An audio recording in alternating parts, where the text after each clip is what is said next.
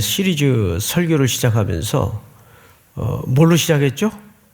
복으로 시작을 했어요. 복 있는 자는. 근데 그 복은 무슨 복이라고 했죠? 바라크라는 복이 아니라 아슈레. 또 그건 다 기억하고 계세요. 또 아슈레. 그것은 이미 복을 받은 자의 상태를 표현하는 복이라고 말씀을 드렸어요. 자, 그런데 이제 2달간의 주제 설교를 이제 오늘 사실상 마치면서 왜 우리는 일상은 설레임이다라는 주제로 정했고, 또 오늘 특별히 본문이 창세기 12장인데 12장에도 큰 주제가 뭐냐면 복이에요. 그렇죠? 아브라함을 하나님이 불러내셔서 어딘가를 향해 걷게 하시는데 놀랍게도 너는 만민에게 복의 통로가 되라. 오늘도 결국은 복으로 이 이야기를 이제 마치게 됩니다. 그래서 우리는 시편의 복은 잘 아시는 것처럼 바라크라는 복이 아니라 아슈레, 하나의 감탄문 같은 의미라고 말씀을 드렸어요. 넌 참 좋겠다. 그런데 오늘 아브라함에게 명하는 복은 아슈레가 아니고 바라크예요. 자, 그러면 바라크와 아슈레의 차이는 뭘까요? 우리 거기까지는 미처 못 들었던 것 같아요. 그죠? 예. 바라크라는 말과 아슈레라는 말이 다 번역상 복으로 번역이 되는데, 이게 이제 히브리어다 보니까 그 의미를 우리가 좀 심도 있게 들어가기가 쉽질 않죠. 아슈레라는 복은 알았어요. 시편을 배우면서 넌 참 좋겠다. 감탄문이라고 말씀을 드렸는데, 그러면 아브라함에게 명하신 이 바라크라는 복은 이런 차이가 있습니다. 하나님이 창세기 1장에 보면 한번 1장을 띄워주실까요? 하나님이 그들에게 복을 주시며 이르시되 생육하고 번성하여 여러 바닷물에 충만하라, 새들도 땅에 번성하라 하시니라. 이것이 하나님께서 창조의 과정 속에 바다의 물고기들을 만드시고 공중의 새를 만드신 다음에 명하신 복이에요. 하나님이 그들에게 복을 주시며, 그러고 보니까 인간에게만 복을 준 게 아니라 다른 피조의 세계에도 하나님이 뭘 주신 거예요? 복을 주셨어요. 믿습니까, 여러분? 근데 그 복이 어떤 성격의 복인가? 땅에 번성하고 생육하고 충만한 거예요. 그 복을 주셨어요. 이걸 우리는 보통 생명의 복이라고 얘기합니다. 그런데 인간에게는 어떤 복을 주셨나? 자, 우리 창세기 다음 본문을 좀 띄워주실까요?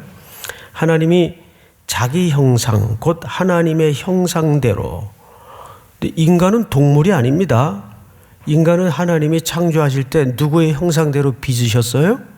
하나님의 자기의 형상대로 빚으셨어요. 그래서 인간을 동물과에다가 집어넣으면 안 돼요. 달라요. 자, 어쨌든 하나님의 형상대로 사람을 창조하시되 남자와 여자를 창조하시고, 그 다음 절 볼까요? 한번 같이 읽읍시다. 시작.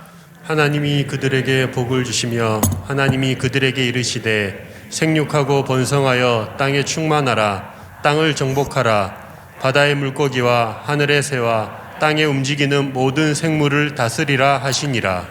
28절을 잘 보세요. 다른 피조물들에게 주신 복하고 똑같아요. 생육하고 번성하고 땅에 충만하라, 땅을 정복하라. 여기까지는 자꾸 하나 틀리지 않아요. 그런데 여기에다가 첨가를 하셨죠. 다스리라 하시니라, 정복하라, 땅을 정복하라, 다스리라. 이게 추가가 돼요. 자, 그러면 정복하는 거하고 추가된 다스리라는 말이 무슨 뜻일까요? 이것이 뭐 제국주의의 어떤 침략의 행위처럼 행동을 얘기하는 걸까요? 그런 얘기가 아니에요. 여기서는 돌보라, 케어하라 그 뜻이에요. 정확하게. 여러분 여기서는 이렇게 정복하라는 이 번역 때문에 또 다스리라는 번역 때문에 제국주의적 관점으로 이 본문을 이해해서는 안 됩니다. 그러니까 우리 인간은 그렇게 만물의 하나님의 형상대로 지음받은 이 땅의 통치자로서 아담은 에덴 동산의 왕으로 임명이 된 존재거든요. 그 땅을 돌아보고 섬기도록 부름을 받았어요. 이것이 원래 우리에게 주어졌던 복입니다. 자, 그런데 이 복이 그만 어떻게 바뀌었는가? 자, 오늘 창세기 12장 1절을 볼까요? 1절을 보시면 여호와께서 아브라함에게 이르시되 너는 너의 고향, 친척, 아비 집을 먼저 어떻게 해야 됩니까? 떠나야 돼요. 떠나야 돼요.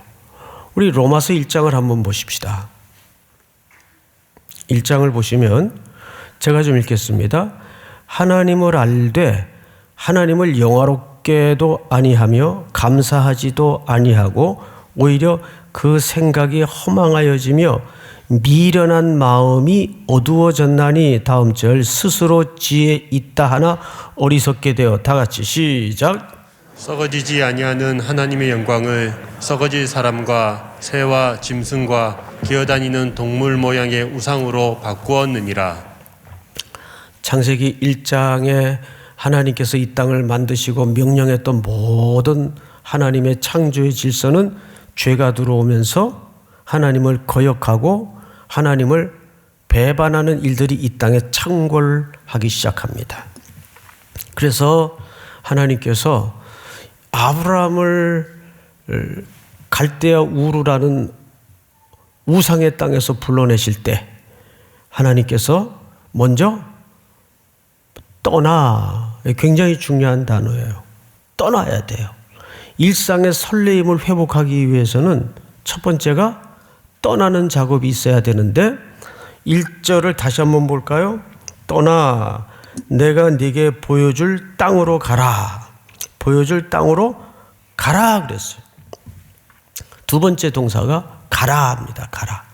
이 가라라는 말은 우리가 선교할 때 많이 표현을 하죠. 그러니까 이 가라라는 말을 보통 우리가 무조건 선교하니까 나가라, 나가자. 물론 나가야 선교를 하지요. 근데 이 가라라는 이 동사는 사실 원뜻이 그런 쪽의 강조점보다는 이런 뜻입니다.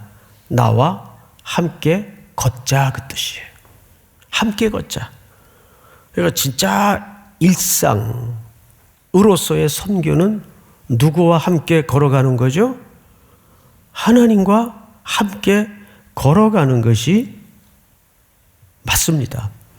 그러면 하나님께서는 이 아브라함과 아브라함의 가족을 왜 그 우상의 땅에서 우상의 삶에서 불러내셨는가? 왜 이끌어내셨는가? 아니 왜 그 현장을 떠나게 하셨는가? 복을 위해서입니다. 그 복을 위해서는 누가 먼저 복을 받아야 될까요? 예, 아브라함이 복을 받아야 돼요.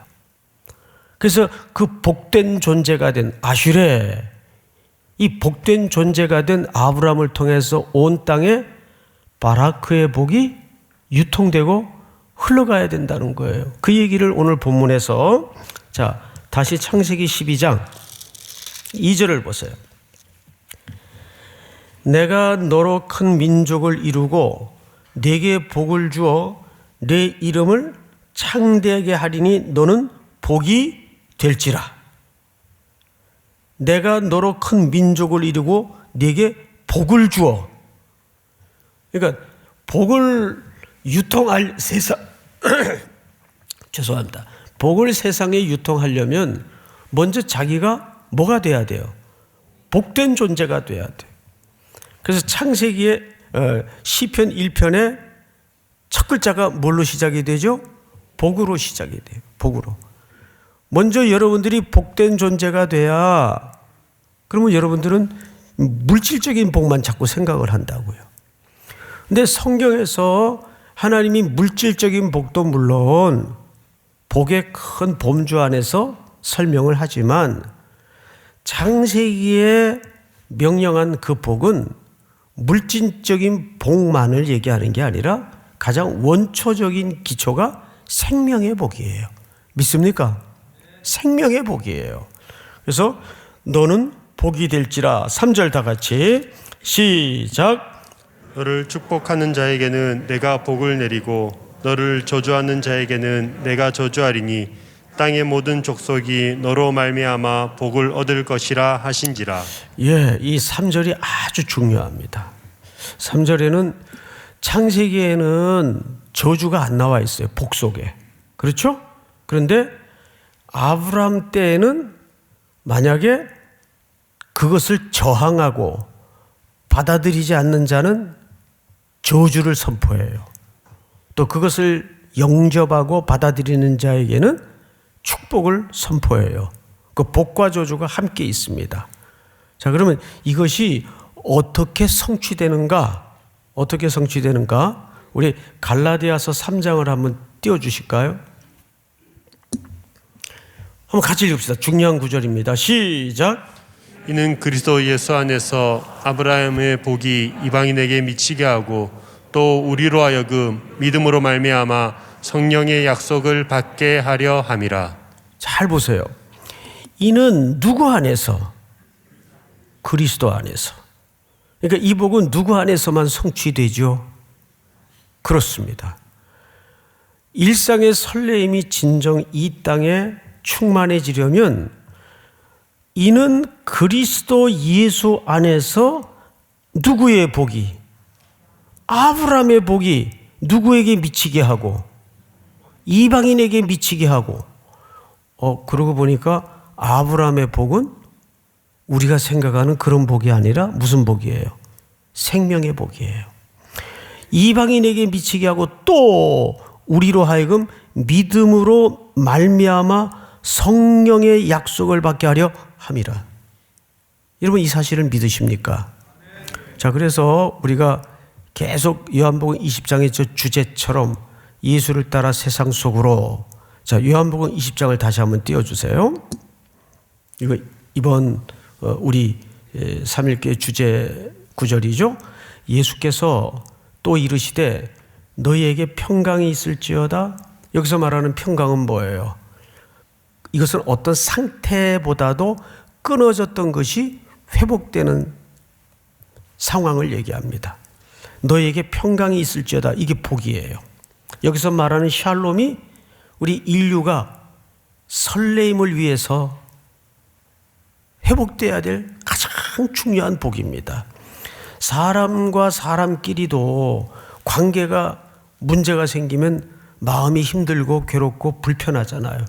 그게 하나님의 형상대로 지음받은 창조물로서의 당연한 상태입니다. 그러니까 샬롬이라는 것은 하나님과 불목하여 관계가 끊어졌던 인류가 하나님과 관계가 회복되는 걸 얘기하는 거예요. 생명의 복입니다. 예수께서 또 이르시되 너희에게 평강이 있을지어다. 아버지께서 나를 보내신 것 같이 나도 너희를 보내노라. 이것이 아브라함에게 약속했던 그 약속이 누구 속에서 이루어지고 있는 거죠 지금? 예, 예수 그리스도 안에서 이루어지고 있는 거예요. 그래서 벌벌벌 두려움에 공포에 묶여있던 제자 공동체에게 예수님이, 부활의 주님이 나타나셔서 제일 먼저 뭘 선언하시죠? 복을 선언하세요. 샬롬. 자, 우리 좌우로 한번 샬롬 인사 좀 하세요. 샬롬.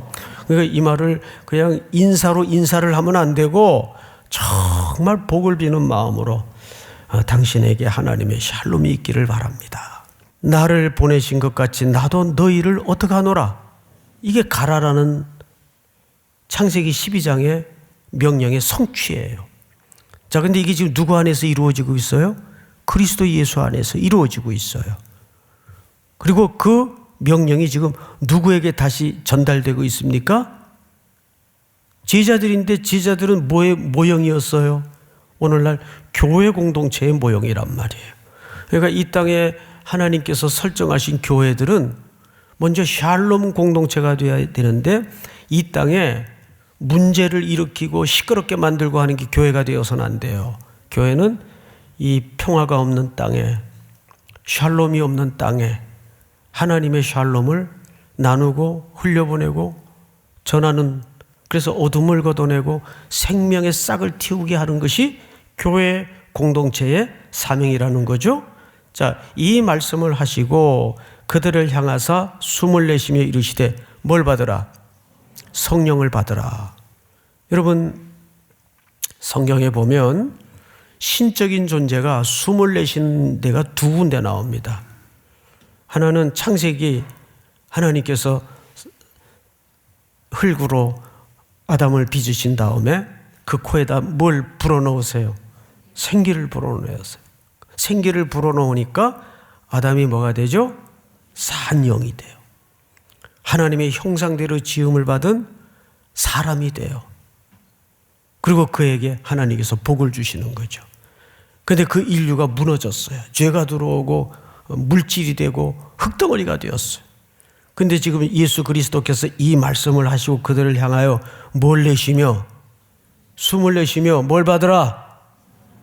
이건 하나님의 도탄에 빠진 인류를 향한 재창조의 역사를 선언하시는 거죠. 그러니까 교회는 그 명령을 받은 거예요. 제자 공동체는 부활의 주님을 통해서 그 명령을 받고 있어요. 이 평화가 없는 땅에, 사망의 냄새가 가득한 땅에 성령 받은 공동체로서 생명을 전하고 생명을 살려내는 공동체가 되어야 돼요. 성령을 받으라. 다음 주. 자, 시작. 너희가 누구의 죄든지 사하면 사하여질 것이요 누구의 죄든지 그대로 두면 그대로 있으리라 하시니라. 이 원형을 어디서 봤는데 방금 어디서 봤어요? 창세기 12장 3절을 다시 읽어보세요. 다 같이 시작. 자에게는 내가 복을 내리고 너를 저주하는 자에게는 내가 저주하리니 땅의 모든 족속이 너로 말미암아 복을 얻을 것이라 하신지라. 요한복음 20장 23절 다시 한번 제가 읽겠습니다. 너희가 누구든지 누구의 죄든지 사하면 사여질 것이요 누구의 죄든지 그대로 두면 그대로 있으리라 하시니라. 그러니까 우리는 이 땅에 죄로 지금도 하나님과 끊겨져서 사망의 냄새를 토해내고 일상을 곤고하게 만드는 그 땅을 향해서 우리는 죄 용서함의 샬롬의 복음을 전하고 선교하는 공동체가 되어야 돼요. 믿습니까? 그러니까 선교라는 것은 그냥 단순히 나가자 이 단선적인 측면만 있는 게 아니고 매일매일 일상 속에서 누구랑 걷는 연습을 해야 될까요? 왜? 자, 그러면 이제 우리는 오늘 일상은 왜 설레임이어야 하는가? 이제 버틴다는 말을 싹 잊어버리시고 왜 일상은 우리에게 설렘이어야 하는가? 성경을 한번 성경보다도 우선 마지막 마무리 결론을 한번 좀 보십시다. 일상은 설레임이다. 첫째, 우리의 일상에 뭐가 들어와야 돼요? 새로운 가치가 들어와야 돼요. 나중에 요셉이 그런 고백을 하죠. 형들이 자기 발 앞에 조아린 모습을 보고서야 요셉이 깜짝 놀라면서 하나님의 경의를, 큰 그림을 그제서야 보게 됩니다. 그동안 인생에 이해할 수 없었던 수많은 조각들이 쭉 퍼즐이 맞히듯 한 그림으로 드러나면서 하나님이 하셨구나. 그래서 요셉의 입에서 처음으로 주어가 하나님이. 두 번째 요셉이 뭐라고 고백을 하죠? 생명을 구원하시려고. 여러분, 월터 브루그만이라는 학자가 그런 얘기를 해요. 이 땅의 모든 역사의 행위는 생명 구원함에 있다. 믿으십니까? 여러분, 일터가 밥벌이를 위한 새끼 수단을 위한 현장이 되어서는 안 돼요. 이게 새로운 가치가 들어와야 돼요. 아, 여기가 내 선교지구나. 그리고 요셉이 마지막에 무슨 고백을 하죠? 하나님이, 그는 어떤 환경에서도 하나님이 그 인생의 주어로 고백이 되어집니다. 두 번째는 생명을 구원하시려고 하나님이 이 땅에 유통시키고자 하는 복의 실체적인 정체가 뭐예요? 생명 구원함이에요. 그 다음에 마지막으로 세 번째, 자기에게 어떤 새로운 확인이 발견되죠? 나를 당신들보다 앞서 보내셨나이다. 거기 보내어졌다는 사실을 깨달아요. 아, 내가 재주가 없어서 나는 흙수저에서 이렇게 불행한 시간을 겪었던 게 아니구나. 이 환난, 이 죽음의 시간에 이 환난 받은 기근의 백성들을 구원하기 위해서 나를 여기다가 먼저 보내신 자리였구나. 그러니까 시편 105편에 보면 이 요셉의 일생을 가리켜서 뭐라고 정의하죠? 한 사람이 사슬에 묶였는데 앞서 보내시며 말씀이 응할 때까지라. 기억나세요? 말씀이 응할 때까지라. 그러니까 창세기 1장서부터 계시록까지 모든 일관된 굵은 척추 같은 하나님의 경영의 원리는 생명의 복을 이 땅에 하나님의 샬롬을 편만케 하는데 그 목적이 있는 거예요. 믿습니까? 자, 두 번째, 그러기 위해서는 우상 숭배의 자리에서 떠남이 있어야 돼요. 하나님께서 히브리 노예들을 그렇게 해서 떠나게 했어요. 어디를? 애굽의 현장을. 애굽은 어떤 곳입니까? 세계 곡창 창고였어요. 거기에서는 그 곡창 먹을 것을 위해서 통제가 있고 관리가 있고 매질이 있고 먹고 살아야 되기에 굴종이 있고, 그게 애굽이에요. 거기서는 누구도 그 세상의 구조와 시스템에서 벗어날 길이 없어요. 울부짖는 방법 외에는 방법이 없는 거예요. 그래서 하나님께서 모세를 준비하셨다가 그 일상의 기적을 통해서 그를 구원자로 세우시고 히브리 노예들을 광야로 끌어냈어요. 광야는 어떤 곳이에요? 매일매일 하나님과 걷지 않으면 생존이 안 되는 경험을 배우게 하는 게 광야입니다. 그렇죠? 양식이 이 땅에서 존재하지 않는다는 거예요. 위에서 내린다는 거예요. 위에서. 이런 새로운 400년 동안의 DNA를 바꾸는데 40년 동안 하나님께서 매일 하늘만 보고 살도록. 그런데도 이스라엘 백성들이 광야에서 비명을 터져냈던 게 뭐죠? 지루함이었어요. 맨날 매출하기냐? 맨날 만나만 주냐? 어제도 만나 먹지, 오늘도 만나 볶음. 뭐 메뉴 좀 다른 거 없냐? 하나님이 이 광야에서 참 이스라엘 백성들하고 재밌게 지내세요. 그래, 그거 질려? 그러면 내가 이번에 매출하기로 아주 질리게 해줄게. 거기서 하나님과 동행하는 법을 배우게 하시죠. 결국은 그들을 가나안 땅에 들이지 않습니까? 광야는 이 세상과도 같은데 뭘 경험하는 곳입니까? 하나님과 함께 걷는 걸, 예수 그리스도와 함께 걷는 걸 경험하는 현장이에요. 세 번째, 이거 같이 읽읍시다. 시작. 하나님의 선교적 목적은 무엇인가? 하나님께서 인간을 포함해서 우주 만물에게 복을 주시는 것이다. 하나님의 생명이 그들 가운데 부어져서 하나님 안에 참된 행복을 누리고 복된 상태가 되도록 하는 것이다. 할렐루야.